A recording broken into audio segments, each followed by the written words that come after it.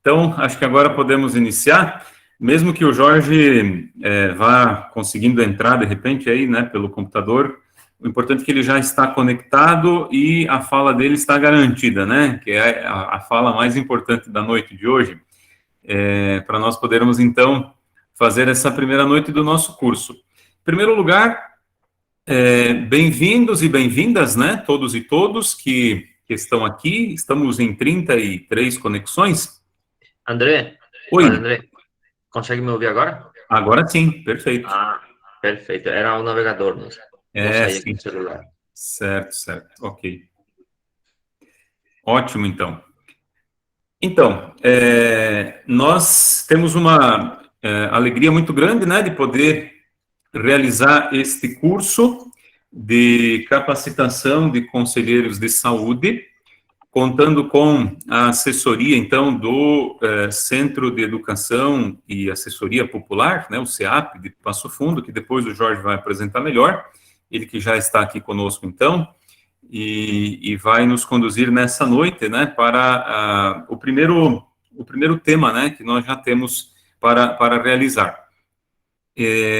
Nós não é um curso acadêmico, né, talvez o primeiro esclarecimento que a gente vai fazer é esse, não, ao menos, o Jorge pode até me corrigir depois, me ajudar um pouco nesse sentido, né, a ideia é que seja algo mesmo popular e que a gente possa construir juntos o conhecimento para fortalecer o Sistema Único de Saúde, né, que é a nossa grande luta, grande bandeira. E é algo, então, que se faz, né, o conhecimento que a gente vai procurar produzir, conhecer e vivenciar aqui, é algo compartilhado, né, então as experiências que nós fazemos, né, quem já está mais engajado em conselhos, quem menos, enfim, vai ser muito importante também, né, para fortalecer essa caminhada, né, da defesa do SUS, né, do controle social, da democracia participativa, enfim, e da saúde, né, que é a finalidade última desse nosso curso, e eu acredito que também, né, de toda a atuação de cada um e de cada uma de vocês que está aqui presente hoje. E por isso que uma das primeiras coisas que nós vamos fazer é nos conhecer, né, a gente poder se conhecer um pouco melhor, né, pelo menos inicialmente nessa noite. Claro que nós teremos aí 6 noites, né, pelas quais vamos nos encontrar aqui, virtualmente, né, mas podendo nos ver, podendo interagir, conversar, mas aí durante quase que, na verdade até mais, né, do que 2 meses, nós vamos continuar nos encontrando também através, né, do próprio WhatsApp, dos aplicativos aí que temos para manter contato. A gente pede, né, reforça, a Mariani já colocou isso também, né, que a gente possa usar o grupo do WhatsApp e as ferramentas que a gente tem à disposição nesse momento, né, ferramentas virtuais, redes sociais, e-mails, que a gente realmente use para construir para construir o conhecimento, né, e para a gente poder aprofundar esse tema. Então, que a gente evite dispersões, né, com outras mensagens que não estejam de acordo, né, com aquilo que a gente vai tratar nesses dias. Então, nós teremos esses dois meses aí praticamente, né, de atividade, de encontro, mas a cada 15 dias, então, 6 noites nós estaremos juntos aqui.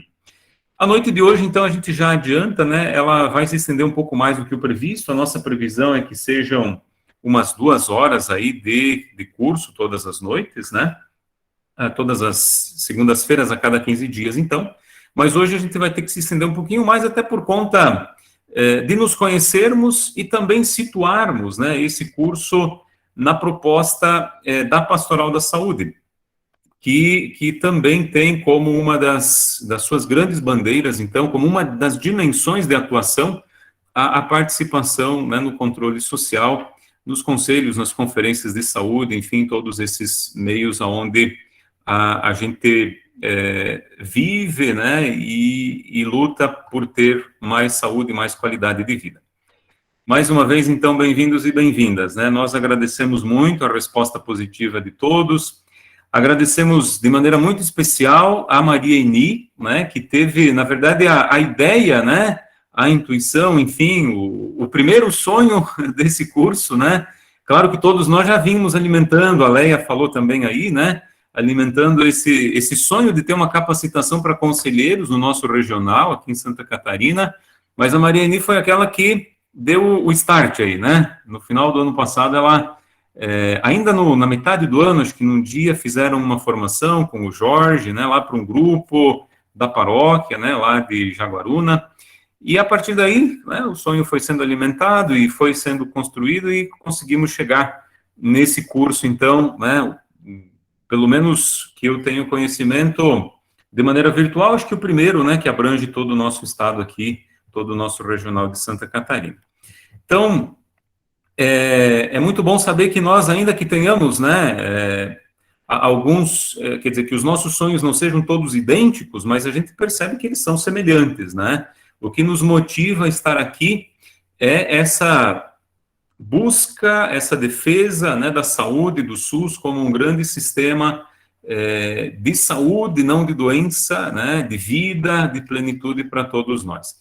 E para que a gente tenha, né,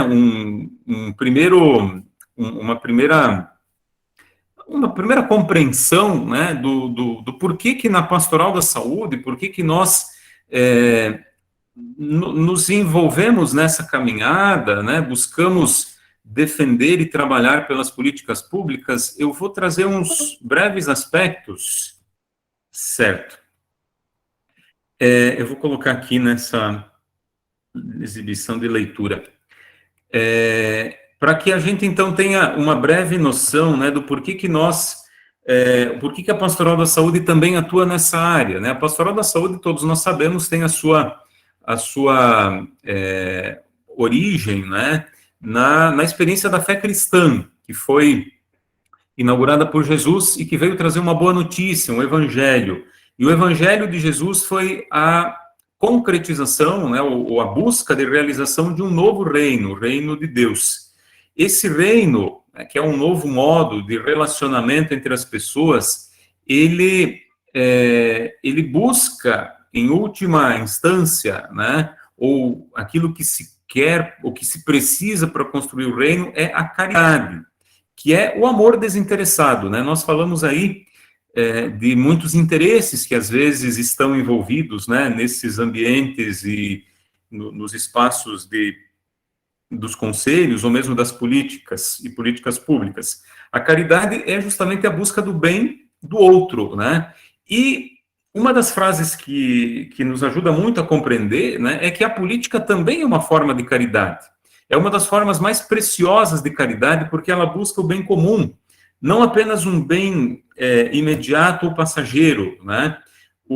A caridade, um outro nome para a caridade é o amor fraterno. É buscar justamente considerar a outra pessoa como um irmão, uma irmã, alguém, né, por quem e com quem a gente se ocupa e se preocupa. No irmão está o prolongamento da encarnação. Então, a partir do olhar, né, de quem tem fé, a outra pessoa é uma extensão, uma nova, né, uma nova presença do próprio Deus, né? Tá lá no Evangelho de Jesus que naquilo que se faz aos mais pequeninos e necessitados se está fazendo a Ele mesmo, né? Ele que veio trazer uma mensagem e veio se mostrar como Deus encarnado, né, presente no meio do mundo. Por isso, então, toda a palavra de Deus, né, toda a dimensão do Evangelho fala dessa saída de si em direção ao outro. Por isso, o serviço da caridade é uma dimensão constitutiva da missão da igreja. É missão da Pastoral da Saúde da igreja, né, o serviço da caridade enquanto compaixão e cuidado com o outro. Por isso, o evangelho não é só, né, não se vive, a proposta dele não é apenas por uma relação pessoal com Deus. E aqui que é aquilo que eu já dizia antes, né? A caridade não é apenas por receita ou algumas ações, né, pontuais para tranquilizar nossa própria consciência. A busca mais profunda é o reino de Deus, né? Um lugar onde haja onde Deus reine, um espaço onde a vida social seja de fraternidade, de justiça e de dignidade para todos. Aqui nós vemos muita convergência, né, no que nós sonhamos e na própria proposta, né, do SUS, que é de ser para todos, né, para todas as pessoas. E aí, então, a vivência, né, da religião não pode ser apenas no âmbito privado, mas deve ser também voltada para essa dimensão social. Aqui tem uma frase aí destacada, né, uma fé autêntica não é nunca cômoda nem individualista, mas se move pelo desejo de mudar o mundo, de transmitir valores e deixar a Terra um pouco melhor depois da nossa passagem por ela, né, por aqui. Que a nossa passagem nesse mundo deixe ele um pouco melhor. Né, dizia, acho que a Leia, se não me falha a memória, de que a luta pela vida talvez vai até para depois dela. E, de fato, né, a gente acredita que continua sempre até além dela. Por isso, então, a busca, né, é que aquelas obras de misericórdia, de atenção para as pessoas que estão necessitadas, venham acompanhadas da busca também da justiça social. E aqui, né, a gente finalizo essa minha introdução com essa última frase que nós temos aqui, né, do Papa Bento XVI. Ele esclareceu bem a relação entre justiça e caridade, né? Ele nos diz que a ordem justa da sociedade e do Estado é tarefa principal da política e não da igreja.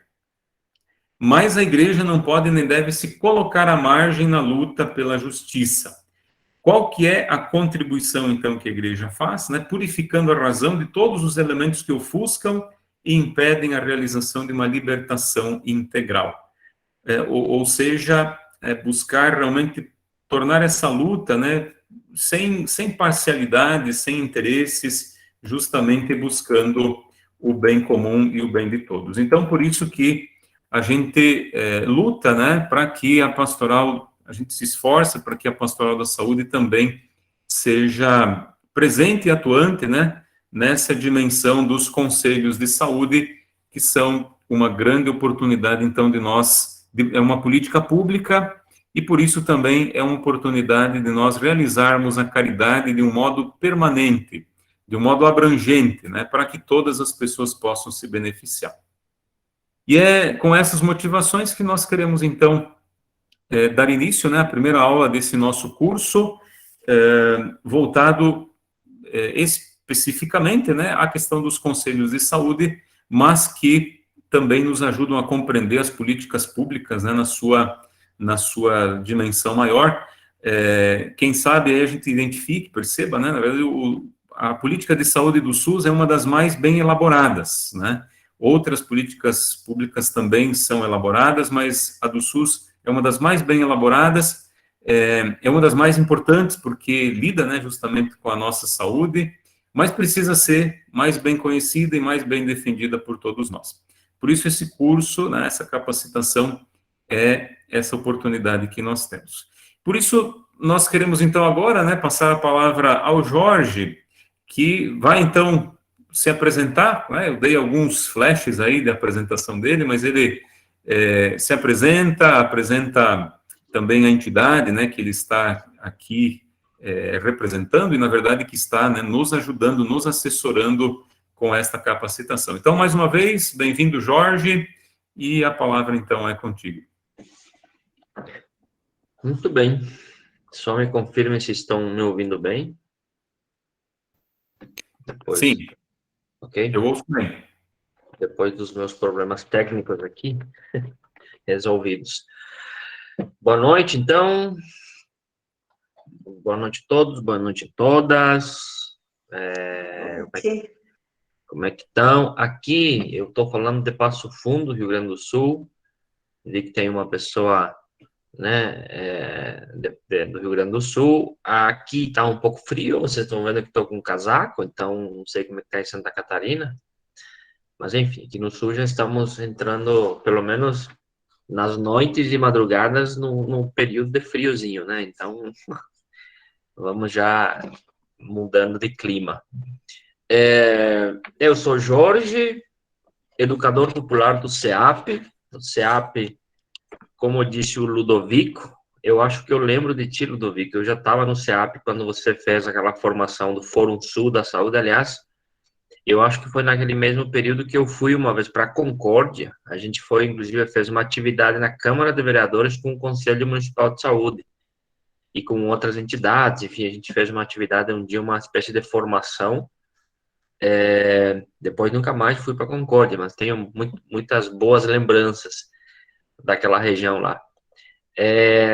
O SEAP trabalha com o tema da formação de conselheiros de saúde já há um bom tempo.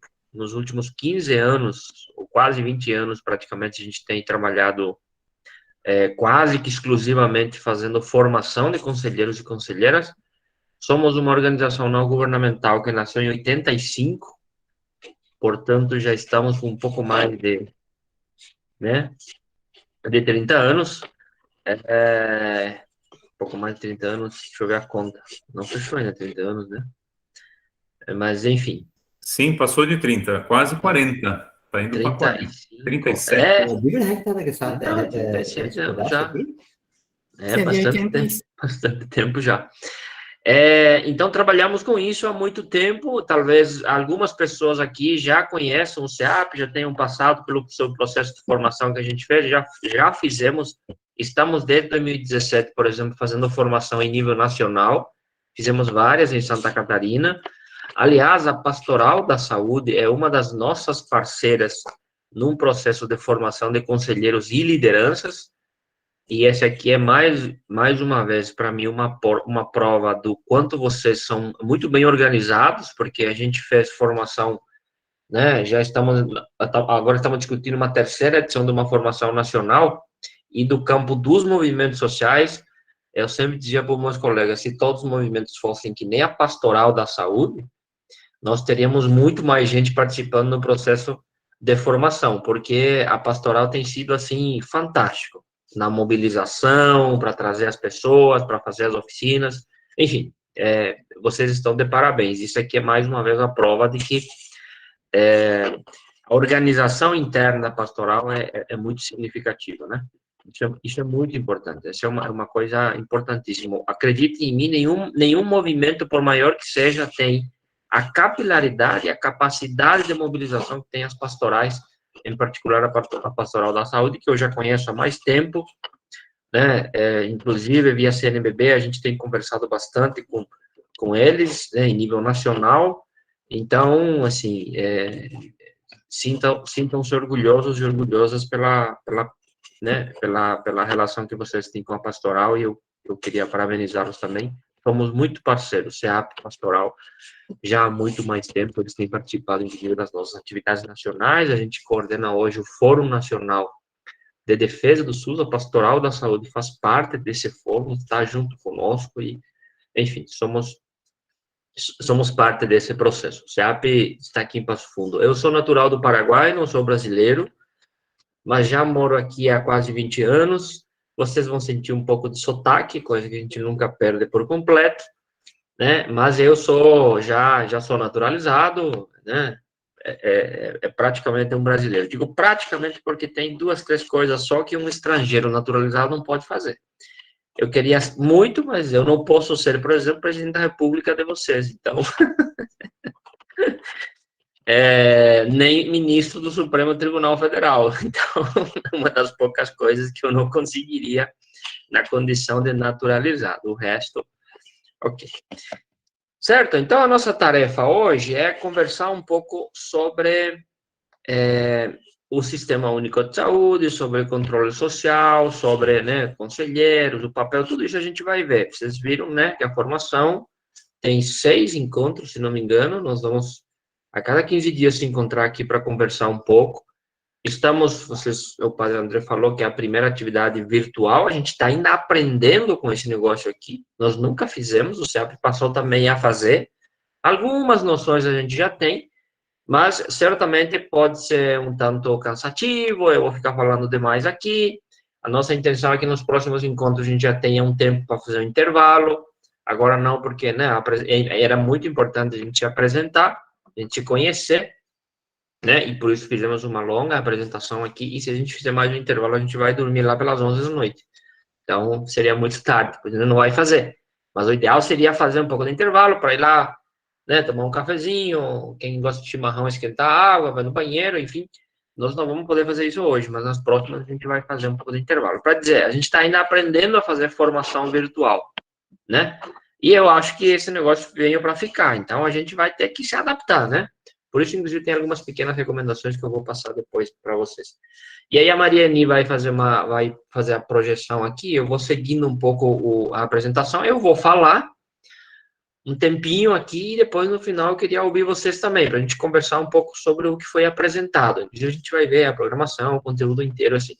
Mas eu queria pegar um gancho do Padre André para introduzir essa nossa conversa sobre o Sistema Único de Saúde, os conselhos, enfim, falando um pouco dessa dimensão política da fé, Padre André, que eu acho que você apresentou muito bem aqui. A razão do porquê a gente está aqui, porque a gente poderia dizer o seguinte, o que tem a ver a igreja com esse negócio, né?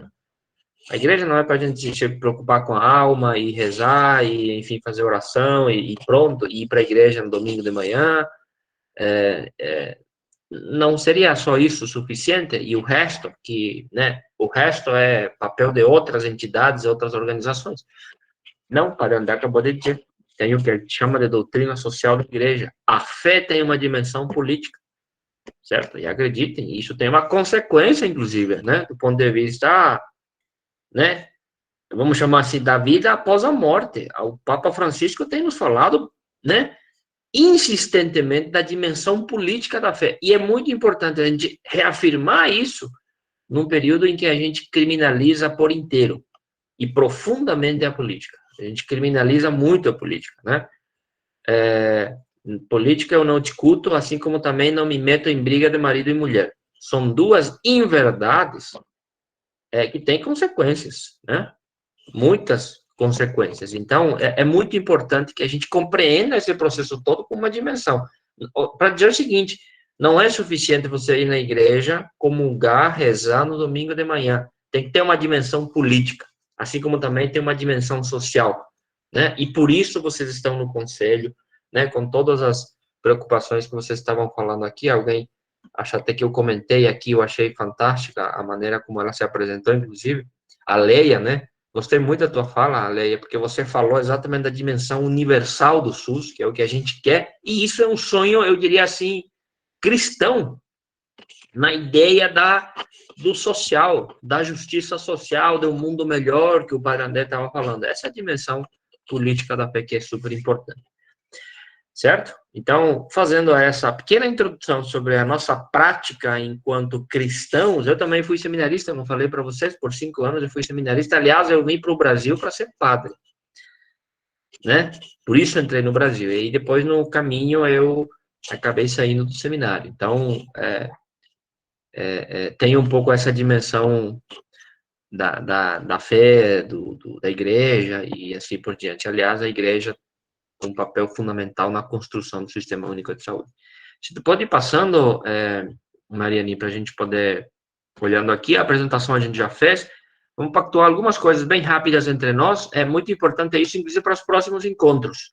Primeiro, na sua casa, onde você está, escolha um lugar confortável, né, e tenha junto de você ali uma garrafinha de água, alguma coisa assim para tomar. Isso é muito importante. Se sinta confortável no lugar onde você está. Isso é importante para a gente, né, fazer uma boa atividade aqui. Deixe sempre a sua câmera ligada, desde que seja possível, né? É importante que a gente se enxergue. Senão eu fico falando para a tela aqui, ou a gente fica falando só olhando só a tela, né? É importante que a gente se enxergue, a gente se veja. Não é possível se abraçar, não é possível estarmos juntos numa sala, por isso, se possível, deixam sua câmera ligada, né? Desde que isso não fique mostrando para nós coisas indevidas, né? Que já aconteceu por aí.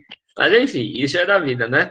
Do mundo virtual. Mantenha o microfone sempre desligado, né? Só ligue quando vocês quiserem falar, isso também é importante, porque senão pode atrapalhar. Né? E aí eu coloquei aqui para você se organizar bem para aproveitar o intervalo. A gente não vai ter intervalo, como eu falei antes, mas nas próximas a gente vai ter. Segue. Qualquer dificuldade que vocês tenham com a ferramenta, com o Meet aqui, vocês podem escrever lá no grupo onde vocês estão. Mariane está de olho lá e o Padre André também. Eles vão acompanhar, ajudar vocês com qualquer coisa. Ou podem escrever também aqui no chat do Meet, né? Que também eles estarão atentos a qualquer problema que vocês tenham. Em relação à programação da oficina, é importante olhar o todo. O que a gente vai conversar nesses nossos 6 encontros que teremos? Hoje é o primeiro encontro. É uma conversa mais conceitual, por isso pode ser um pouquinho mais cansativo, mas eu vou tentar, né, não ser tão cansativo assim. É o conceito de saúde e concepção de sociedade. A gente vai conversar hoje à noite sobre isso. O que a gente entende por saúde? Quando falamos de saúde, qual é a compreensão que a gente tem sobre isso?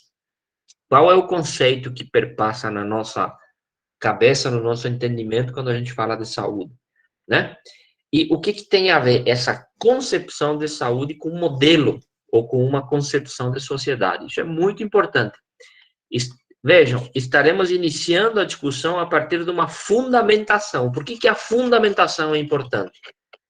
É como se fosse a base da casa. Se a base não estiver firme, o resto vai desmoronar, né? Se nós não tivermos certeza sobre o conceito que permeia a nossa defesa do SUS, na primeira esquina o pessoal vai nos enganar. A gente vai cair, por exemplo, no conto dos planos populares, que tem acontecido por aí. Inclusive, eu já vi conselheiros defendendo planos populares. Por quê? Porque se perdeu na fundamentação, na concepção. Volto a fazer referência à fala da Leia, né? Nós queremos um sistema universal para todo mundo. E isso tem uma razão de ser, que a gente precisa conversar. Quando alguém conversa por aí conosco, a gente precisa dizer para eles sobre isso. Eu estava mandando uma pergunta para o grupo 1, que tem uma outra turma, né? E aí o pessoal estava falando lá sobre os serviços, enfim, disponíveis e tal, é disso que a gente está falando. Depois, no próximo encontro, a gente vai falar um pouco sobre a história da política pública de saúde do SUS. Além de saber a fundamentação, o que sustenta o nosso, né, a nossa defesa do SUS do ponto de vista conceitual, é também importante que a gente olhe como é que a gente construiu o SUS.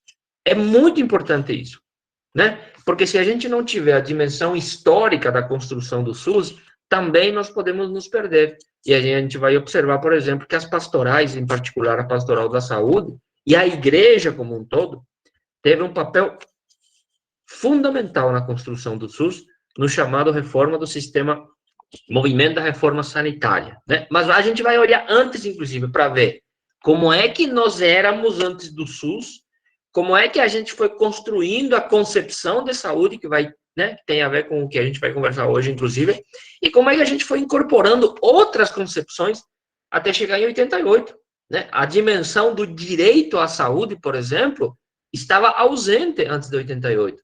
Como é que essa concepção entrou na nossa cabeça, nos movimentos, e fomos lá e fazemos o movimento e conquistamos o SUS? Isso é muito importante a gente olhar. Por que é importante olhar? Porque tem que olhar para frente. E a gente olhar os desafios do SUS, a gente precisa olhar o para trás, né? Por duas razões: para aprender com o passado, né? Para não repetir os erros que a gente já fez e para continuar fazendo aquilo que deu certo, né? A gente vai ver, por exemplo, que vamos sentir saudade dos anos 80, 90, das mobilizações que a gente fazia em prol dos direitos. Hoje a gente tem uma dificuldade imensa de fazer isso, por exemplo. Por isso é importante olhar o passado. No terceiro encontro, a gente vai falar sobre o modelo de atenção e organização dos serviços. Em tese, é o seguinte, assim, por que lá no meu bairro tem uma unidade básica de saúde? Por que na minha cidade, que tem 3 mil habitantes, não tem um hospital? Né? Por que no meu... Alguém falou, acho que também a Leia falou, não foi a Leia, alguém falou que 80% dos problemas que a gente tem na urgência e emergência, a gente poderia ter resolvido na atenção básica. Por que isso acontece? Porque a gente não sabe organizar a atenção básica? Né? Não, isso não é por acaso, isso tem a ver com um modelo de atenção e com um modelo de organização dos serviços, que às vezes, né, interessa muito a um dos setores que disputa esse mercado da saúde, que é o setor privado. Então, o modelo de atenção tem a ver com um modelo de sociedade, com uma determinada concepção de saúde, que não é o direito e sim mercadológica, por exemplo. Vamos conversar sobre isso no terceiro encontro, para a gente poder entender, né, o que está acontecendo. Por exemplo, o grande problema que a gente tem hoje, alguém falou, Inclusive, alguém é aqui secretária de saúde, eu queria perguntar para ela, como é que está a atenção básica? Vocês também estão terceirizando a atenção básica ou não? Porque a grande questão hoje é que aquilo que a gente achava que nunca iria privatizar, a gente chama de privatizar, né, no sentido mais amplo, a atenção básica era o básico que o Estado deveria fazer, e nem isso está fazendo, está terceirizando, porque não faz concurso público, porque, enfim, vamos conversar sobre isso no terceiro encontro. No quarto encontro, vamos conversar sobre ciclo orçamentário e instrumentos de planejamento. Vocês percebem que da concepção a gente já vai entrando no detalhamento, no operacional do controle social. Ciclo orçamentário, conselheiros e conselheiras que não sabem como é que funciona o ciclo orçamentário da prefeitura, vai se perder no controle social. Que não sabe como funciona o planejamento no SUS, vai se perder. Não vai fazer o controle social de qualidade. Vocês já fizeram, já elaboraram o Plano Municipal de Saúde? Fizeram a conferência? Já tem a programação anual de saúde? Já analisaram o relatório anual de gestão do ano passado? Que já deve ter passado pelo Conselho? Isso tudo tá ok? Como é que a gente está acompanhando esses processos todos? Vamos conversar um pouco sobre isso também, para a gente ver como é que está no Conselho isso. Né? E como fazer, como utilizar esses instrumentos. Vejam, esses instrumentos não vieram apenas para a gente fazer controle, é também para a gente utilizar esses instrumentos como luta política pela saúde. Né? No 5, não podia ser diferente, a gente vai conversar sobre dinheiro. Né? Não adianta a gente ficar falando aqui de coisas bonitas, de concepção, e no final não tem grana para fazer isso. Tem que ter dinheiro. Então a gente precisa conversar sobre o financiamento do SUS. Né? Como é que a gente financia o Sistema Único de Saúde e quais são os desafios colocados nesse tema? E por fim, vamos conversar sobre controle social no SUS, que é o que vocês, como conselheiros e conselheiras, né, ou lideranças, ou pessoas próximas, ou são da pastoral, mas não necessariamente são conselheiras, enfim, mas tem essa relação, por isso estão aqui, inclusive. Vamos falar sobre o que significa controle social, né, e como fazer controle social, inclusive utilizando, né, os instrumentos de planejamento, né, os ciclos orçamentários, o debate sobre o financiamento, como é que a gente controla o dinheiro, como é que a gente gasta o dinheiro, como é que a gente arrecada o dinheiro, como é que a gente usa o dinheiro, né, e assim por diante. Esse é o conteúdo dos nossos encontros, né, e é sobre isso que a gente vai conversar. Eu queria muito que vocês falassem bastante também, não quero só eu falar aqui, eu quero que no final a gente possa conversar um pouco sobre isso, embora neste primeiro encontro a gente não vai ter muito tempo, porque nós também não queremos que vocês demorem muito aqui, porque isso é cansativo, né? Não queremos atrasar muito, certo? Vamos lá, então. Seguindo. Nós também vamos ainda pensar melhor sobre isso. Vocês provavelmente serão desafiados a fazer alguma atividade no final do nosso encontro.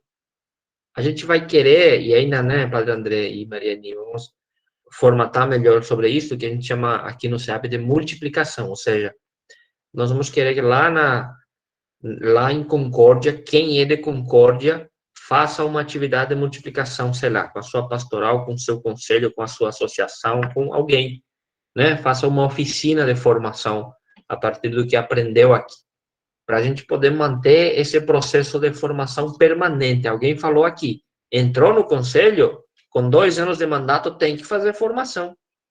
Né? A gente pode ir já preparando as pessoas das nossas comunidades, dos nossos pastorais, das nossas associações, enfim, para esse processo de conselheiro, não só para isso, mas para defender o SUS também. Então, vocês vão ser desafiados. A Nair, a Eliane, a Flávia, enfim, a Maria Josefina, vocês vão ter que fazer no final, dizer para nós aqui no final do encontro, eu vou fazer tal coisa lá no meu município, e eu vou fazer assim, eu vou fazer com estes, e eu vou fazer, né? Isso é muito importante, para que o conhecimento não fique só entre nós, para a gente poder ampliar isso, porque esse é o nosso desafio, né? E no final de uma etapa e outra, eu vou mandar umas perguntinhas para você lá no grupo do WhatsApp, a gente ir conversando sobre isso, né? Que é o que a gente chama de aprofundamento dos temas, até para lembrar um pouco o que a gente conversou aqui. Tudo certo até aqui? Nenhuma dúvida? Tranquilo? Posso seguir? Vamos lá, então. Pronto. Vamos entrar neste primeiro tema da nossa formação, que é concepção de sociedade e conceito de saúde. Vocês estão vendo ali uma pracinha, né? Jogando bola, comendo pipoca, tudo feliz. Vamos lá. Se tu pode passar, Mariane. O que é saúde? O que é saúde? Essa parte aqui da formação, a gente sempre fazia trabalhos de grupo, as pessoas iam respondendo. E depois a gente socializava, enfim, para saber a concepção de saúde. Como a gente não tem todo esse, né? Vamos falar um pouco sobre o que vem na nossa cabeça quando a gente fala de saúde. E aí tem, né, várias possibilidades. Saúde é a ausência de doença. Pode ser. Ou saúde é aquele conceito da Organização Mundial de Saúde que diz saúde é o completo bem-estar físico, social, emocional e assim por diante, né? Certo? Esse seria o conceito de saúde. O que mais? Saúde os serviços estão disponíveis para quando a gente precisa de alguma coisa. Não. Saúde tem a ver com outros direitos. Saúde é moradia, é alimentação adequada, saúde é habitação, saúde é educação, saúde é saneamento básico, né? Tudo isso. Saúde é prevenção, alguém na apresentação falou da prevenção. Tudo isso é saúde. Então, o que a gente compreende quando a gente fala de saúde? E aqui, eu vou entrar um pouco em alguns elementos de conceito mesmo. Sabe o que é? Às vezes eu tento fazer um esforço e acho que eu não consigo explicar o que eu tenho como intencionalidade, às vezes, mas eu vou tentar dizer isso. O que eu entendo por saúde? Essa é a pergunta. O que você que está me ouvindo, o que você entende por saúde? E aí, a primeira coisa é que o conceito de saúde reflete um modo de vida social. Certo? Um modo de vida. O que é um modo de vida? Reflete a tua posição na sociedade, a tua forma de enxergar o mundo, a tua forma de ver as coisas. Certo? E elas são muito diferentes, inclusive, a depender do lugar onde você está. Por isso ele não é estático. Ele muda conforme o teu espaço. Ele reflete um modelo econômico, certo? Saúde reflete um modelo econômico. Por isso, hoje em dia, é muito difícil, e alguém dizia antes, a gente precisa, né? A gente precisa convencer as pessoas sobre a grandiosidade do SUS, a grandeza do SUS, o tamanho do SUS, a importância do SUS. Para nós isso fica claro, mas para as pessoas, para minha vizinha, para o meu vizinho, para o meu colega, enfim, para o cara que joga comigo futebol, ele não tem essa dimensão do SUS. Tem outra dimensão do que seja a saúde. Para ele, se machucou o joelho, precisa que ele vai lá e vai procurar alguma coisa. E, de repente, ali ele vai se dar conta do que é o SUS. Ele reflete um modelo econômico, certo? O conceito de saúde reflete um modelo político.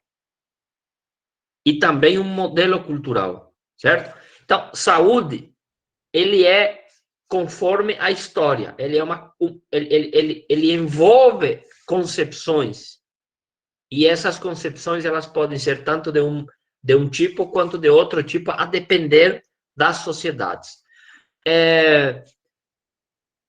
Eu sempre uso o exemplo do Paraguai. Por que no Paraguai a gente não avançou, por exemplo, na ideia do direito em relação à saúde? Nós não conseguimos avançar lá. A sociedade não avançou. Portanto, nós não temos um sistema universal. Nós não temos. Por que a gente não tem um sistema universal?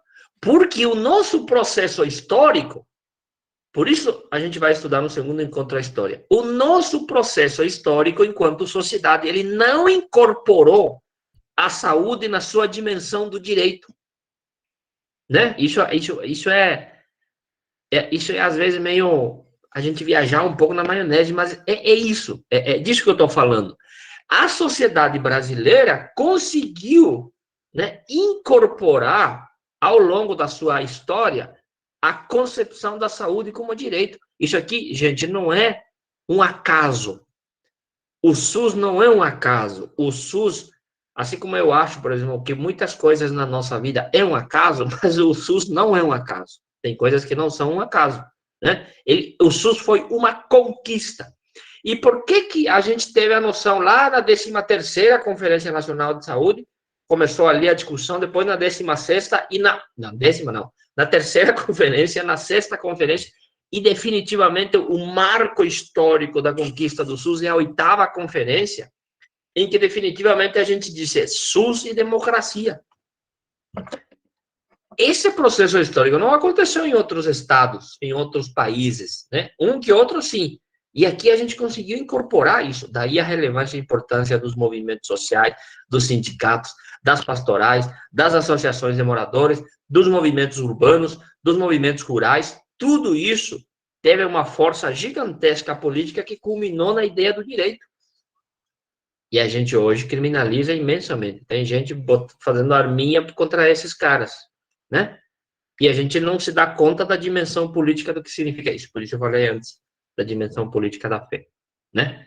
Então, essa concepção de saúde, essa concepção de saúde reflete esses momentos históricos, essas concepções todas. Então, dependerá da época, do lugar, dos valores individuais que as pessoas têm, né? Dos valores religiosos, dos valores filosóficos, dos valores científicos, né? E principalmente a concepção da sociedade, para a gente poder dizer saúde é isso aqui. Saúde é um direito, é o que a gente diz. Saúde não é ausência de doença, apenas. Saúde não é mercadoria. Saúde não é o completo bem-estar físico, social e emocional, porque nunca a gente vai chegar à plenitude do bem-estar físico. Algum problema todo mundo tem, né? Como diz os psicanalistas, todo mundo tem algum tipo de trauma na vida. Né? Ninguém é absoluta e perfeitamente, como é que dizer, sã em todos os sentidos. Saúde também não é essa dimensão, eu diria assim, do sonho. Saúde é um direito. Para nós, saúde é um direito, e é um direito humano fundamental, essa dimensão. E nós temos que ter essa compreensão. Se nós temos uma sociedade cuja concepção é mais liberal do ponto de vista econômico, por exemplo, vai ser muito difícil a gente avançar na ideia do direito, né? Porque para esses, o direito não é, saúde e outras políticas não são direito. Se você quiser, vai lá, procura no mercado. O mercado vai te proporcionar uma série de opções para você comprar a saúde, né? E não é essa a compreensão que a gente tem. Nós até citamos duas coisas aqui, dois exemplos que podem nos ajudar nessa compreensão do que a gente entende por saúde. A hanseníase, por exemplo, né? Lepra, num modelo de sociedade já foi considerado como um castigo dos deuses. Não foi assim, padre? Por muito tempo, né? Não só na Idade Média, inclusive depois, mas principalmente lá, de que, aliás, a doença era um castigo divino. Hoje a gente não consegue nem imaginar um negócio desses, né? Mas, né? Nas supostas chamadas idades das trevas ou da Idade Média, muita coisa era castigo divino, né? Na ausência da ciência e tudo mais, era assim que a gente compreendia. E era tranquilo para as pessoas isso. Era óbvio para as pessoas que aquilo era um castigo divino. Por quê? Porque tem a ver com uma concepção de sociedade. Uma concepção de sociedade. Vocês percebem que quando essa concepção ela é hegemônica, a gente justifica as ações, né? Saúde, portanto, era outra coisa. Né? A hanseníase, a lepra, era um castigo. Inclusive, a gente separava as pessoas da sociedade, né? Do seu convívio. Se a gente usar, por exemplo, o tema da reforma psiquiátrica antimanicomial, que uma vez também era isso, a gente separava as pessoas da sociedade, mas veio uma outra concepção de o seguinte: não, essa pessoa tem o direito de ser tratada dentro do seu ambiente, não pode ser isolado da sociedade. Isso tem a ver com concepções. E o outro é o remédio para dormir, que a gente coloca aqui como exemplo, né? No modelo de sociedade, não dormir é considerado somente uma doença biológica, e não é. Não é só um problema biológico, né? Isso é o que a sociedade, né, um determinado tipo de concepção de sociedade, tenta nos inculcar, né, de que não dormir é uma doença biológica. Não, ele é, sobretudo, uma doença psicológica, ele é um problema psicológico, ele pode ter vários outros problemas, não é uma doença biológica, né? Então, veja, essas concepções, elas dependem do lugar, dos princípios, da filosofia, dos valores individuais que as pessoas têm, e assim por diante. Aqui estamos entre católicos, né? Então, nós podemos talvez não falar mal, mas podemos falar dos evangélicos, por exemplo, né? Que tem tido uma identificação política de um setor da política que nega profundamente esses direitos, né? Tomara que um dia a gente consiga fazer com os, né, com as, como é que eles chamam? Com as obreirinhas, porque é assim que os pastores chamam os seus fiéis. Tomara que um dia a gente possa fazer com esses fiéis dos evangélicos essa luta social pelo SUS. Mas lá a gente não consegue fazer esse debate. Não tem espaço para isso. Não tem essa dimensão. É outra concepção. São outros valores, certo? São outras filosofias, completamente diferentes desta que a gente está conversando aqui. Vejam, depende do lugar onde você está para a compreensão do que seja a saúde. Isso é fundamental. Por que é importante saber isso? Porque o teu vizinho vai conversar contigo sobre isso. E ele vai ter outra concepção, né? O teu empregado, a tua empregada, eventualmente, vai ter outra concepção sobre isso. E o nosso desafio é a gente poder conversar com eles a partir dessa ideia. Seguindo ali, Mariane,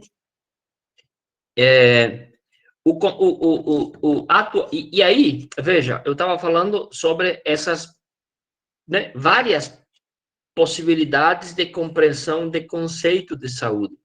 O que nós temos hoje, por conta dessas concepções, num plano mais estrutural, não apenas individual, e aí no mundo político, duas concepções de saúde. Lembrem-se disso sempre, sempre. É quase que uma luta de classes aqui, entre o patrão e o trabalhador, que historicamente na sociologia a gente trabalha. Nós temos no Brasil sempre, e a gente vai ver isso na história, uma disputa, um tensionamento, uma briga entre dois modelos de saúde, duas concepções de saúde que têm a ver com concepção de sociedade. Um é o que a gente defende, que é a ideia da saúde como direito humano fundamental. Isso é importante reafirmar, que é um direito humano fundamental. Por que é fundamental? Porque sem o qual a gente não vive. Isso é o conceito do fundamental. O fundamental é aquilo que a gente precisa, sem o qual a gente não é, não pode, não vive. E por isso ele é fundamental. Ele tem que ser. Ele não sendo, a gente não pode fazer nada. Ele tem que ser. Direito humano fundamental. Isso é o que nós incorporamos na Constituição e tudo mais. E tem uma outra turma, bem forte ultimamente, inclusive, que defende a saúde como mercadoria. Eu falei antes. E aí é o quê? É planos, aí a saída para o SUS, que eles dizem que nunca funciona, porque ele não cabe no orçamento. Por isso é importante falar sobre financiamento. Eles dizem que o SUS é muito caro, não vale para todo mundo. Aliás, o ministro de Saúde do governo Temer uma vez veio aqui, aqui na minha cidade. E ele disse uma coisa que eu sempre uso como exemplo. Assim, eu acho que ele descreve em poucas palavras essa briga sobre duas concepções de saúde. Ele disse o seguinte: nós temos uma escolha a fazer no Brasil em relação à saúde. E a escolha é esta: ou a gente atende bem e atende poucos, ou a gente atende mal e atende a todos. Certo? Certo? A gente vai voltar a essa concepção de que a gente não pode fazer um sistema universal, a gente só vai atender aqueles que precisam. Portanto, o Barros, não? O Barros, na época ministro, ele estava tão preocupado com os pobres, coitadinho dos pobres que precisam ser cuidados, que ele estava pensando num sistema muito bom para os pobres. Eu não conheço em lugar nenhum do mundo em que uma política pública para pobres seja uma política tão boa. Uma política pública para pobres sempre é uma política pública pobre, né? Nunca é uma política pública de qualidade. Até porque, se for muito bem, gente que não é pobre vai querer usar. Então, essa é a escolha que tem que fazer, ele disse. E é exatamente essa briga. É o conceito universal do direito humano à saúde, porque direitos humanos, eles sempre são universais, certo? Eu sempre fico pensando quando eu falo essas concepções, porque hoje em dia a gente precisa detalhar tudo que a gente fala, porque senão é difícil de conversar às vezes, né? Porque uma vez eu falando essa discussão, uma atividade presencial, fora aqui do estado, inclusive, fazendo essa discussão toda, eu disse para eles o seguinte: portanto, todos vocês aqui são defensores e defensoras de direitos humanos. Daí uma levantou lá a mão e disse: eu não sou defensor de bandido, eu não sou defensor de direitos humanos. Né? Essa concepção completamente deturpada que a gente tem sobre o direito. Saúde é um direito humano é um direito humano fundamental. E todos os direitos humanos, eles são universais. O que significa universal? Ou é para todos ou é para ninguém. Ele tem que ser universal. E não tem essa dicotomia do Barros, achando que pode ser só para alguns que precisam mais, vamos atender muito bem eles. É que nem programa habitacional. Vamos pegar o exemplo do programa habitacional, que não é um programa universal, não é uma, né? Até porque não todo mundo precisa, e não precisa ser universal. Vamos pegar isso. Ele é um, ele é um programa pensado para pobres, porque quem não tem casa é pobre, né? Quem tem dinheiro tem casa, né? Para pobres. Por acaso, e embora sejam facilidade de financiamento apenas, não estamos dando essas coisas. Por acaso essas casas, esses programas habitacionais são umas mansões de primeira qualidade? Não existe isso. Não existe. Isso não acontece. Isso não é verdade. Então, são duas concepções que estão em permanente disputa e a gente vai ver. Por que isso é importante saber? Porque eu volto a insistir, a gente precisa entender isso para não sermos enganados. E mais importante ainda, porque daqui a pouco a gente vai entrar num processo eleitoral, certo? E um dos candidatos, por exemplo, é o velho da Van, que vocês têm orgulho ali de provavelmente vai ser o senador. Vocês acham que ele vai defender o SUS? Vai sair por aí falando que tem que botar mais dinheiro para o Sistema Único de Saúde? Né? Não é essa a concepção desse povo, que é uma concepção liberal, em que a saúde você tem que privatizar porque o Estado não funciona.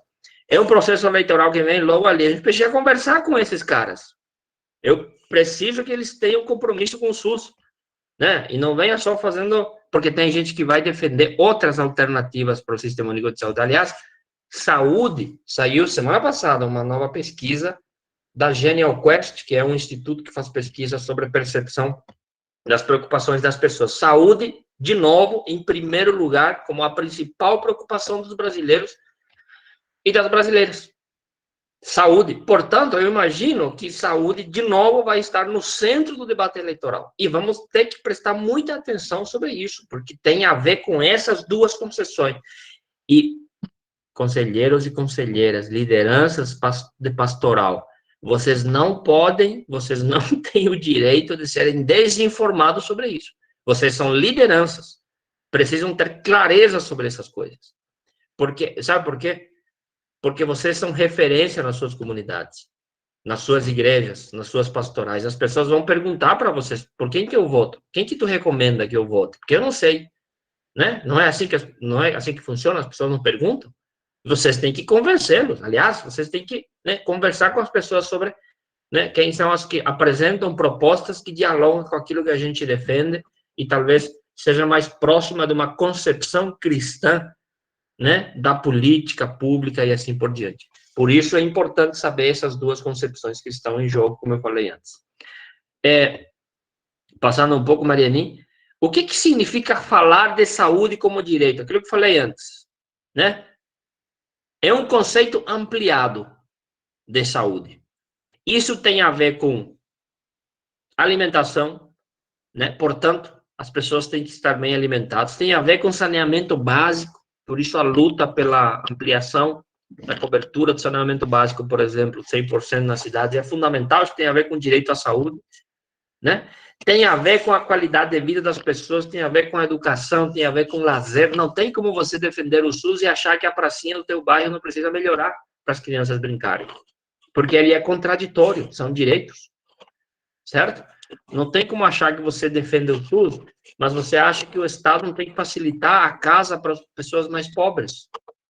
Não tem como você defender o SUS e achar que Bolsa Família é um programa para criar vagabundos, certo? Só porque tem alguns erros ruins aqui. Não, ele é contraditório, certo?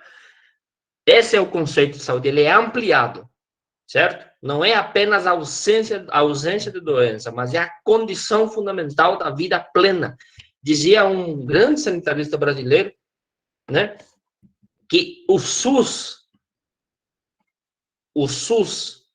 tem que nos trazer a felicidade. Quem aqui não quer ser feliz? Esse é o propósito do SUS, do que a gente fala aqui de vida plena. O que é uma vida plena? Eu acho que a vida plena é o seguinte: se eu adoecer, eu tenho certeza que tem um sistema de serviços disponíveis para mim. Que eu não vou precisar esperar um ano para fazer um diagnóstico, como é que é, um exame. Que eu não vou precisar ficar 6 meses na fila do SUS para poder fazer uma cirurgia, né? Essa é a vida plena do ponto de vista da saúde.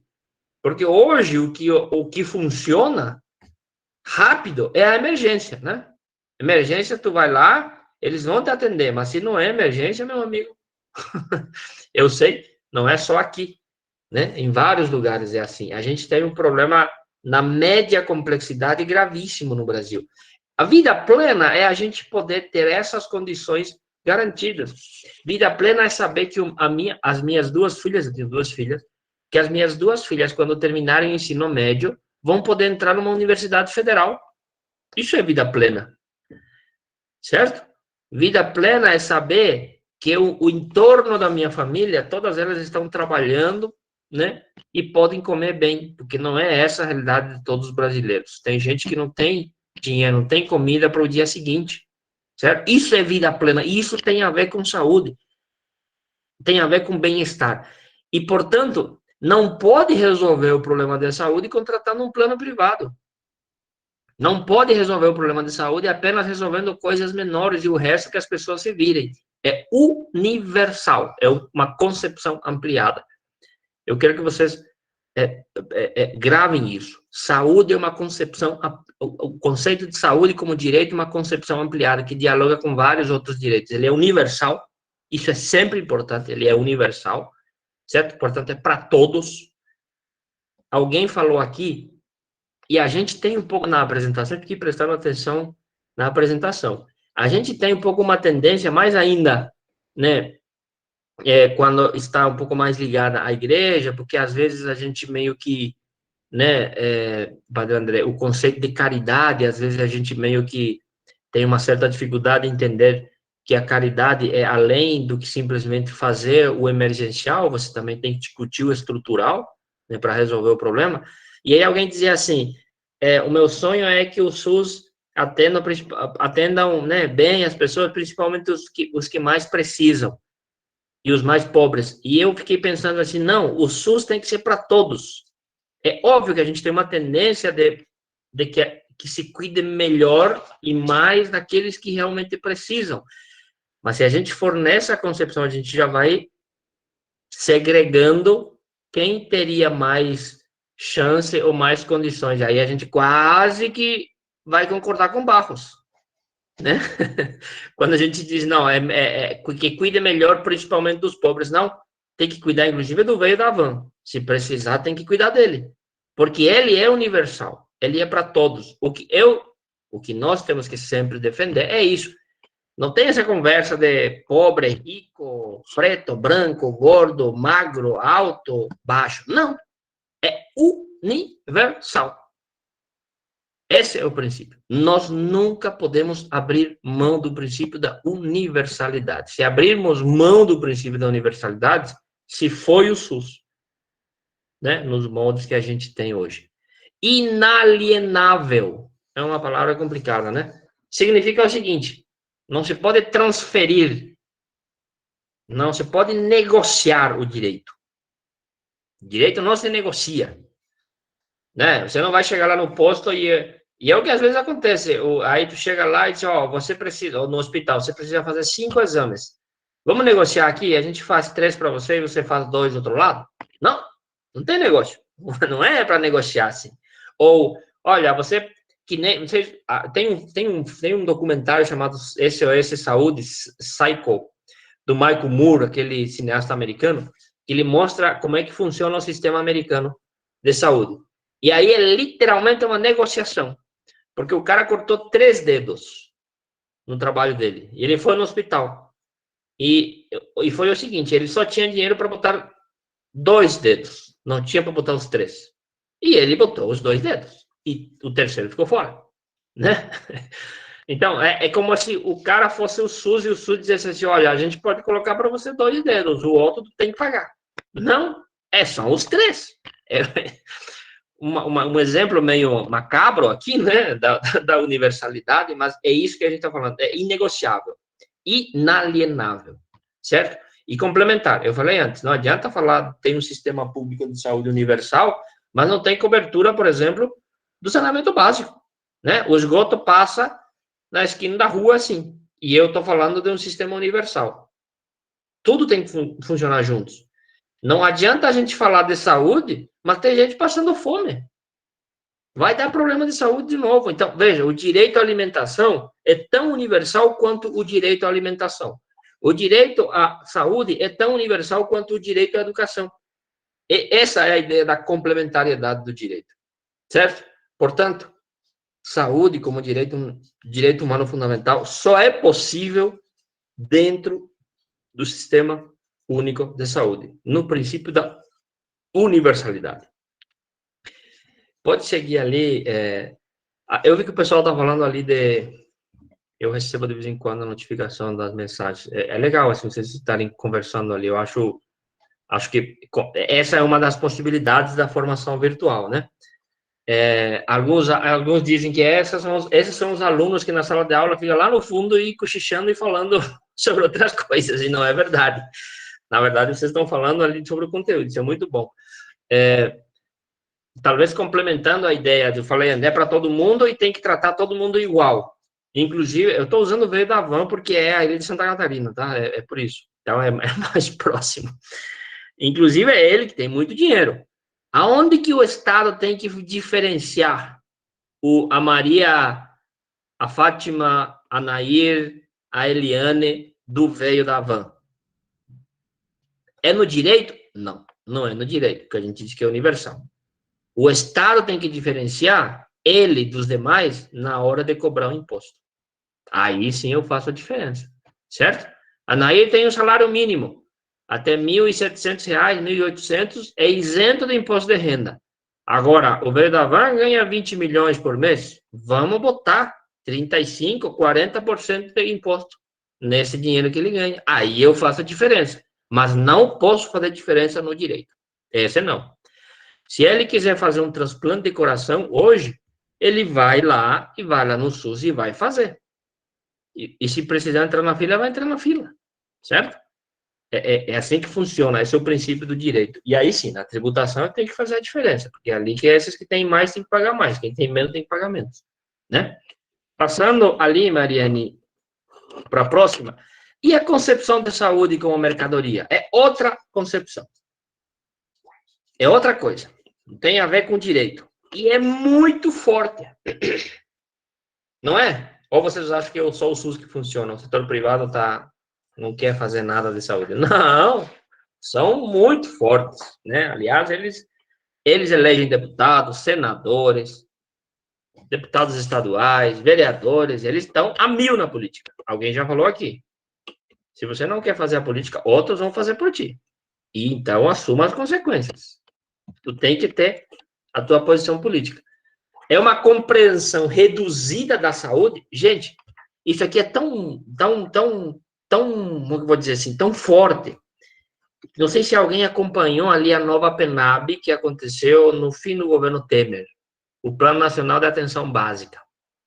A nova PNAB, analisada assim, a partir do princípio da universalidade do SUS, assim por diante, a nova PNAB é uma porta de entrada para a gente olhar o SUS na perspectiva da mercadoria.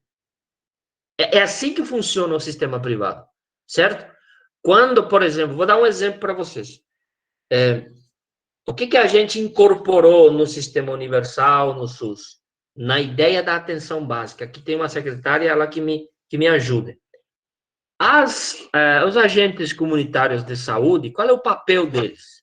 Nós organizamos a atenção básica assim, a partir de um modelo, inclusive, inspirado em outros países. Tem uma região de saúde, alguém falou aqui, 80% dos problemas a gente poderia resolver na atenção básica. Tem uma região, um bairro, vamos usar um bairro aqui de Passo Fundo. Tem um bairro aqui de Passo Fundo que tem 3 mil habitantes, né?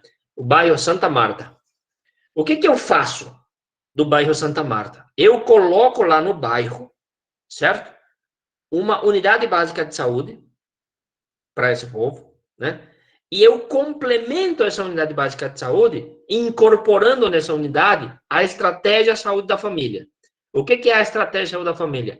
É uma ampliação de profissionais. Tenho mais profissionais para atender aquele bairro, aqueles 3 mil habitantes. Ele é um território, certo? É um pedaço da cidade. Os agentes comunitários de saúde, que são as pessoas que visitam essas 3 mil pessoas, eu tenho que ter um número suficiente, tem que ser pessoas do bairro. E eu, além de ter pessoas do bairro atuando como agentes comunitários de saúde, eu tenho que ter profissionais, tanto na unidade básica de saúde, quanto na estratégia da família, que trabalhem naquele bairro por maior quantidade possível de tempo. Por que isso? Porque tem uma questão fundamental que é, como é que eu faço uma identidade dos profissionais com aquela população? Que conhece conhece a sua população, conhece dos problemas, conhece das dificuldades. Esse é o princípio da atenção básica. Então, a dona Nair é a agente de saúde contratada, ela é do bairro Santa Marta e vai trabalhar lá no bairro Santa Marta. Por que isso é fundamental? Porque ela conhece os vizinhos, ela conhece o bairro, ela conhece quadra por quadra, ela conhece família por família, ela conhece os problemas das famílias. Então, se a Nair vai na casa do André, que está meio doente, e ela sabe o que o André tem, e vai dizer, André, como é que você está? Está se cuidando? Está tomando o remédio direitinho? Está fazendo os seus exames? Está indo para as consultas? Porque a Nair sabe do André. E o André, que conhece a Nair, vai dizer para a Nair, olha, é assim, assim, assim, assim. Não, então vamos marcar uma consulta para ti. Ó, tu tem que, né, tu tá atrasado aqui. Agora, se na casa do André aparece a Eliane, que ele nunca viu na vida, não tem nada a ver com o bairro, vocês acham que o André vai falar alguma coisa para a Eliane? Não vai falar para ela. Vai falar para ela que está tudo ok, está tudo certo, não tem nenhuma abertura. Isso é identidade territorial. A nova PENAB acaba com isso. E vocês vão dizer, mas como assim? Acaba com isso. A Nair, que é agente de saúde de Santa Marta, amanhã pode ser chamado para um outro bairro, amanhã pode ser agente de endemias, amanhã pode se fazer outra coisa, acabou essa identificação territorial. Estou só dando um exemplo, certo? A unidade básica de saúde lá da Santa Marta, agora tem que operar no princípio da produção. Quanto mais pessoas ele atender, mais incentivo ele vai ganhar. Gente, isso é iniciativa privada, isso não é coisa pública. Se eu quero atender bem o público, eu posso ficar 1 hora conversando com um paciente do bairro. Agora, se é por produção que ele vai receber mais dinheiro, eu vou atender 5 minutos, não tem problema. Né? Que é o que o setor privado faz, né? Tem 5 pessoas para consultar, cada um está pagando R$200, eu vou atender rápido 5 e eu ganho dinheiro. Esse é o princípio da produtividade. Quando a gente fala da mercadoria, ela não é apenas comprar planos de saúde, é a gente estar atento às iniciativas dentro do Sistema Único de Saúde no princípio da privatização, no princípio da mercantilização da saúde, certo? E eu estou falando só 2, a gente vai entrar depois nas próximas etapas um pouco mais detalhado sobre o que significa isso. E sabe como o governo aprovou isso? Sem nenhum diálogo com o controle social, nenhum diálogo com o Conselho Nacional. O Conselho Nacional esperneou, mandou documento, né? Foi para o Ministério Público, não teve conversa, nenhuma conversa. De cima para baixo e acabou. Aliás, capitaneado por um cara que foi ali de Porto Alegre, um gaúcho ainda que foi fazer isso aí. E, enfim, é assim que funciona quando as pessoas não querem conversar com o controle social. Esse é um pouco o nosso desafio. Então, essa é a nossa disputa. Essa é a nossa disputa, né? A saúde é um produto, um negócio. Aliás, quando a gente vai estudar a história da política de saúde no Brasil, a gente vai perceber como é que isso foi se dando, né, ao longo da história. O capitalismo, o neoliberalismo opera nesse princípio. Os capitalistas e os liberais afirmam assim. O atual ministro da Economia, o Paulo Guedes, tem falado diversas vezes que tem que entregar voucher para as pessoas para resolver o problema da saúde. O que é o voucher? Eu vou dar para Claudete R$120 por mês e vou dizer para ela, Claudete, aqui, ó, o Estado vai subsidiar o teu plano privado de saúde. Aí, pega esses 120 e vai lá procurar o plano que você quiser. É assim que a gente vai resolver o problema de saúde. Isso é uma concepção neoliberal. Nós elegemos um governo assim, que está nos governando, né? E não quer saber sobre a universalidade do SUS, certo? E, às vezes, a gente foi votar nele, inclusive, por princípios religiosos e ideológicos, que a gente achava que era mais importante do que quando a gente for no SUS e não tem ninguém para nos atender, certo? Essa é uma concepção liberal. O que nós defendemos, enquanto conselheiros e conselheiras, é o que a gente chama de estado de bem-estar social, um estado que tenha as políticas públicas universais para atender e cuidar das pessoas, para que a gente possa ter, o que eu falei antes lá, a vida plena. E para isso, eu tenho que ter políticas públicas. Não adianta querer privatizar tudo. Não, isso não vai resolver. Tanto não resolveu que a gente tem tantos exemplos. Vocês podem procurar na internet, inclusive. O Paulo Guedes, as primeiras palavras que ele fez como ministro foi o seguinte: a gente vai privatizar as subsidiárias da Petrobras, tudo. E vocês vão ver o resultado. Nós vamos reduzir o valor do gás, o botijão de gás, ele falou assim, em 50%. Logo ali. Quando isso, o botijão de gás estava 80. Então, a gente teria que comprar agora por R$40. Só que agora está custando 140. Né? Não adianta privatizar e achar que isso vai resolver. Não adianta dizer que a gente tem que fazer reformas profundas no Brasil para o Brasil avançar. Se todas as reformas que a gente fez, todas elas não produziram efeito. No dia seguinte, a reforma trabalhista prometeram 2 milhões de novos trabalhadores assalariados. A consequência hoje é 15 milhões de desempregados. Qual é a consequência? Essa discussão a gente precisa fazer, né? Com todos os cuidados. E hoje eles estão dizendo, você só procurar por aí. Pois é, a gente errou o cálculo, não foi bem assim, não produziu o que a gente achava que ia produzir e tirou um monte de direito. Por exemplo, os sindicatos tiveram um papel fundamental na construção do SUS. Fundamental. Até hoje, os sindicatos são ainda, né, sujeitos importantes da defesa dos direitos. A gente esvaziou os sindicatos. Por quê? Porque o frentista... Eu fui abastecer um dia na discussão da reforma trabalhista. E eu disse para ele, e aí, como é que tá? Como é que tá a vida? Como é que tá o trabalho? Ele disse, não, tá bom, mas acho que vai melhorar agora, porque vai aprovar a reforma trabalhista. Eu disse, tu acha que vai melhorar? Claro, vai melhorar. Eu já estou cansado de trabalhar um dia para o sindicato, para esses vagabundos. Um dia. Ele estava cansado de trabalhar para afinar, porque agora não é mais obrigatório o desconto sindical. A gente achava o absurdo dos absurdos, certo? Sindicatos têm problemas? Tem muitos problemas. A minha família, que somos em 5, tem muitos problemas. Não precisa ser muito grande para ter problema, todo mundo tem problema, mas não é porque a minha família tem problema, eu vou jogar fora a minha família e achar que eu não tenho família, né? Eu tenho que olhar o quanto isso é importante, o quanto é importante os sindicatos, as pastorais, o movimento pastoral não tem problema? Tem muito problema, né? Todo mundo tem problema, tem divergência, tem problema, tem gente que acha que é da pastoral e não é, né? Não faz o que as pessoas decidem. Enfim, essa é a vida.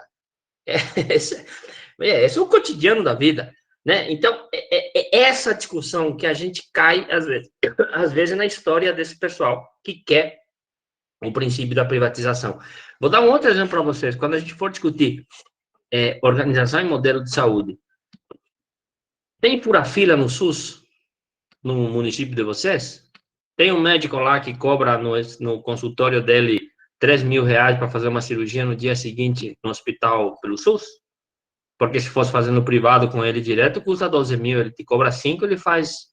Porque é o mesmo que faz no privado, o mesmo no hospital. É uma confusão. E a gente, por exemplo, como controle social, não consegue controlar. Para esse público, para esse setor privado, que o SUS funciona assim, é fantástico, eles estão ganhando dinheiro com isso. É disso que estamos falando. São duas concepções que cada vez mais... Gente, são bilhões e bilhões de dinheiro que circulam na área da saúde. Isso desperta o interesse gigantesco do setor privado. Tanto é que cada vez mais eles crescem no mercado da saúde e no Brasil. Certo? Imagina deixar todo esse negócio na mão deles para poder vender para nós serviços de saúde. Quem é que vai deixar de vender o seu carrinho popular para fazer a cirurgia de apendicite do filho? Ou vai deixar estourar o apendicite lá porque ele não tem R$ 5.000? Não, ele vai vender o carro. Mas não vai pensar duas vezes. E aí o plano vai ficar feliz da vida. O hospital vai ficar feliz da vida. Aliás, esses dias já inventaram um aplicativo que nem iFood, chamado iFood da saúde. É o seguinte, eu quero fazer uma cirurgia, sei lá, que não é emergencial. Me ajudem aí. Me ajudem aí, vocês que entendem, entendem mais de saúde. Sei lá, assim como eu quero comer uma pizza, eu vou lá no iFood. Catarata. Cataratas. Eu quero fazer uma cirurgia de cataratas. Eu entro no aplicativo do iFood das cirurgias e eu coloco lá, cirurgia catarata. Aparece um monte de hospital, enfim, que fazem cirurgia de catarata. E aí eu tenho vários preços. Tem um que me cobra 3 mil, outro cobra 3.500, outro cobra 4 mil, outro vai cobrar 2 mil. Eu vou escolher o que eu quiser. Eu vou lá, escolho, marco o horário e pronto. No dia aparece lá e faço. iFood da saúde. É fantástico, né? Esse mundo né? Assim, esse é o setor privado. E quem gerencia, quem inventou isso foi uma pessoa, uma mulher, que trabalhou no Ministério da Saúde e ela entendeu, né, a preocupação das pessoas. Ele disse, quando eu estava lá, metade das pessoas não resolvia isso. Então, eu acho que dá para ganhar dinheiro aqui.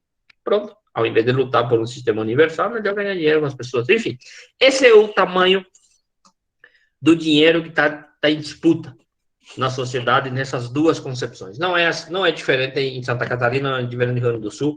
É assim, e a tendência é que a gente cada vez mais privatize. Eu falei antes, nós estamos terceirizando a atenção básica. Como é que eu vou fazer vínculo da Nair, enfermeira, que atua na minha rede, que eu sou o secretário de saúde de Passo Fundo, mas eu terceirizo a Nair, fica 2 meses e é demitida e vem outra. Mariane fica um mês e meio, foi demitida, vem a Flávia. Vou contratar a Flávia. Aí a Flávia trabalha 5 meses, não quer mais, aconteceu um problema, sai. Olha, não vai funcionar assim. Faça um concurso público, vincule os profissionais no seu território, para que a gente possa efetivamente resolver 80% dos problemas da atenção básica. Caso contrário, a gente vai continuar gastando horrores de dinheiro com alta complexidade e vamos deixar a atenção básica sem dinheiro, descobertos. E com esse princípio da nova PENAB fica pior ainda. Eu preciso atender muita gente para poder ganhar mais dinheiro. É assim que funciona esse debate. Já vou terminar, tá? Continuando ali, Mariane. Portanto, a saúde como mercadoria são ações pontuais, emergenciais e principalmente de tratamento, limita-se apenas a tratar doenças, por isso o princípio da produtividade, não é prevenção, é tratar o problema, só isso. Você trata o problema e pronto. E fortalece, portanto, o mercado de saúde, que cada vez mais tem muita força. E aí, eu queria, meio que para ir terminando aqui, fazer para vocês duas concepções. Aí, literalmente, são duas concepções. Tem uma que chama de cobertura universal de saúde, que alguns chamam de cobertura universal, e outros que chamam de resseguro dos planos privados. É um modelo americano. O modelo americano é subsidiar os planos de saúde. Lá eles não têm um sistema único de saúde, é uma economia liberal, uma sociedade liberal. Portanto, eles acham que fazer um sistema universal é mexer com a liberdade individual das pessoas. É um princípio filosófico, aquilo que eu falei antes. A concepção de saúde dele tem a ver com o princípio filosófico do liberalismo, não do estado de bem-estar social, como a gente imagina aqui. E tem um debate na Organização Mundial da Saúde, vários países já incorporaram, que é a ideia da cobertura universal de saúde. Vejam, cobertura não é sistema, é cobertura. O princípio é o mesmo, é universal, mas são duas coisas diferentes, né? É o que tentam, por outras vias, implementar aqui no Brasil. Já fizeram, vários países já funcionam na ideia da cobertura, porque são países que não tiveram nunca sistemas universais. O que é a cobertura? Para quem já me ouviu falar, já sabe, mas eu vou tentar usar de novo o mesmo exemplo, porque eu acho que ele é bem ilustrativo para o que significa isso. Sistema Universal de Saúde, a gente sabe o que é. É para todo mundo, desde a minha dor de cabeça até o transplante de coração. Desde a menor complexidade até a maior complexidade. Né? Isso é universal, é para todos. E não é só para todos, é para todo tipo de problema que eu tiver. Para todo tipo de problema que eu tiver, né? Desde a prevenção até a recuperação, e se não recuperar, mesmo que não recupere, tem que tratar até não poder mais. Isso é universal. Tem um problema de saúde, vai me tratar. Aliás, vai me fazer prevenção antes.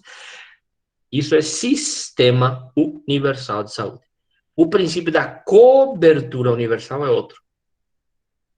E aí eu uso sempre o exemplo do bolo. Eu vou falar de novo do bolo aqui. Alguém faz bolo aqui? Quem gosta de fazer bolo? Eu faço bolo às vezes. Tô tentando fazer pudim, aliás.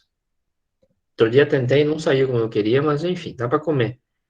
E aí já me falaram o segredo do pudim, então eu vou fazer pudim outro dia. Mas vamos, vamos pro bolo. Vamos pro bolo de novo. Quem que gosta de fazer bolo aqui? Claudete, eu tô chamando Claudete porque é o que eu vejo aqui. Claudete, Leia, Flávia, vocês fazem bolo de chocolate? Claudete deu um ok aí. Bolo de chocolate. Quer dizer, bolo, a cobertura do bolo vai ser o chocolate. A gente faz o bolo, bota na bandeja, enfim, prepara e bota lá para cozinhar, ele vai crescendo, porque a gente colocou o fermento, fica grosso assim, né, o bolo. Veja o seguinte, o bolo ocupa a bandeja inteira, né? Ou alguém já conseguiu fazer metade da bandeja um bolo? Não consegue, né? Não tem como fazer, a não ser que você divida a bandeja.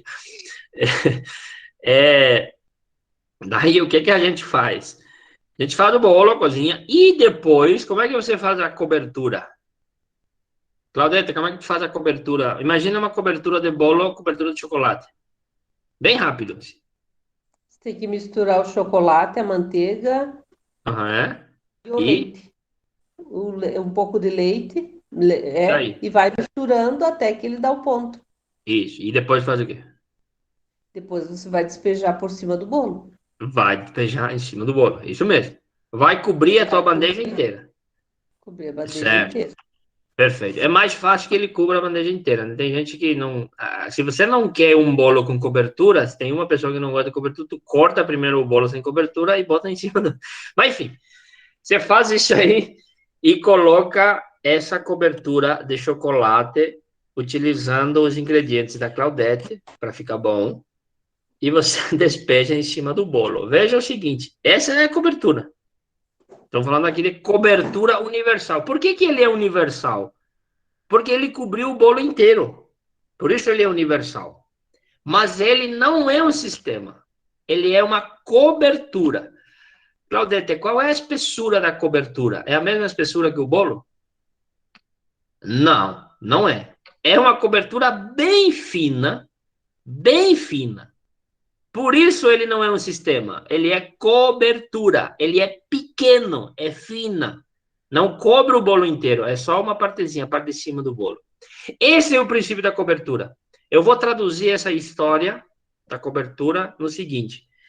A Claudete está com dor de cabeça. Daí ela vai lá na unidade básica de saúde, consulta com a Nair, e aí a Nair diz para ela, ó, Claudete, vamos te dar um remédio aqui para tua dor de cabeça. Se permanecer, você volta. Daí a Claudete toma, permanece. Aí tá, então nós vamos ter que ver o que tem a tua cabeça. Vamos fazer uns exames? Vamos. Aí Claudete foi lá, fez os exames, e aí ela descobriu que ela precisa fazer algum procedimento de cirurgia, uma coisa mais séria. O problema é que a cobertura, Claudete, acabou nos seus exames. O resto não dá mais. Você vai ter que pagar. Isso é o princípio da cobertura. Ele é universal. Para todo mundo que tem dor de cabeça, tem aqui para tomar Novalgina. Para todo mundo que tem dor de cabeça, tem aqui esses exames para fazer. Todo mundo, quem quiser. Agora, se é para fazer a cirurgia porque precisa uma coisa mais complexa, bom, aí não tem mais. Aí você vai ter que ir lá, sei lá, vai ter que vender o carrinho o golzinho que tu tem ali, você vai ter que, sei lá, fazer empréstimo, fazer alguma coisa com a família para arrecadar 20, 30, 40 mil reais para fazer a cirurgia, porque você vai ter que fazer isso. E a cobertura não cobre isso. Ele não é um sistema, ele é universal. Universal para aquilo que é básico, certo? Por isso ele é fina, como a cobertura do bolo. Mas para coisas mais complexas, meu amigo, não tem mais. Você vai ter que, sei lá, fazer um financiamento ali para mexer na cabeça. Caso contrário, esse é o princípio da cobertura, né? E isso, se a gente não entender o princípio do direito como sistema universal, como direito humano fundamental, nós vamos cair nesse conto. Aliás, muita gente acha que, ou o que outros chamam de resseguro dos planos privados, ou os planos populares. Não falaram um tempo atrás dos planos populares? Tem que ter conselheiro que achou legal a história. Porque tem conselheiros que até agora não se convenceram e acham que o SUS é só para pobres. E não é isso, embora o SUS tenha muitos problemas. Não é. E por isso os planos populares seria legal, ou seja, quem que tem direito aos planos populares? Ah, nós vamos dar planos populares para quem recebe Bolsa Família, para quem está cadastrado no CAD. Não é CAD, como que chama aquele negócio? Cadastro Único. Para todas as pessoas que estiverem cadastradas no Cadastro Único, a gente vai um plano popular. Vejam que fantástico. Vamos dar R$120 para cada um comprar um plano lá da Unimed. Vocês acham que custa 120? Se você tiver a minha idade, chegando quase aos 40, não contrata nenhum plano por esse valor. Porque já começam os problemas de saúde. Ontem, por exemplo, eu acordei já com dor nas costas. Isso é sintoma de 40 anos, né? Quase. Né? Vai dar problema de saúde, logo, logo. Aí os planos não tem mais tão barato assim. E não é nem a questão de resolver pelos planos privados. Essa é a concepção. Esse é o debate que a gente precisa fazer. Por isso, estou falando aqui, que a gente precisa defender o conceito de saúde como direito humano fundamental. Nós não abrimos mão da ideia da saúde como direito. Nós não abrimos mão da ideia da universalidade. Nós não abrimos mão da ideia da integralidade. Integralmente, todos os nossos problemas de saúde têm que ser resolvidos, né? E nós não abrimos mão do princípio da equidade, que tem que atender os diferentes. Por isso tem saúde da mulher, por isso tem saúde da população negra, por isso tem saúde indígena, porque cada um desses segmentos e outros tem problemas específicos. Por isso, o princípio da equidade, né? São esses três princípios. E o quarto, nós não abrimos mão do princípio da participação popular. Certo? Porque esses são os princípios básicos, esses quatro. Universalidade, equidade, integralidade e participação popular são fundamentais, são conquistas nossas, que têm a ver com a identidade do Sistema Único de Saúde. E que nenhum outro país tem na dimensão, na proporção e na profundidade que tem o Brasil. Né? E que foi fundamental não só, né, para a conquista de direitos, mas para a própria democracia, inclusive, isso é fundamental. E o SUS foi fundamental num tempo sombrio, como a gente viveu nesses últimos 2 anos, que é o tema da Covid-19. Depois eu vou mandar, inclusive, para vocês, no grupo lá, alguns vídeos no YouTube que a gente produziu sobre esses temas que a gente está falando aqui. Passa mais uma, Mariane, que eu acho que... essa aí já pode tirar... Já falamos, eu só queria terminar com essa imagem. No lado esquerdo da imagem, tem os cartões de crédito que representam a concepção privada da saúde. Você pode comprar. No lado direito da imagem, você tem o cartão SUS, que é o que representa, que é a identidade do nosso Sistema Único de Saúde. Eu queria terminar com essa imagem que mostra exatamente essas duas concepções que eu tentei conversar com vocês aqui, essas duas compreensões de saúde e sobre o qual a gente precisa ter, como eu falei antes, como conselheiros, como lideranças, como pessoas da pastoral, a clareza para que a gente possa defender o nosso Sistema Único de Saúde.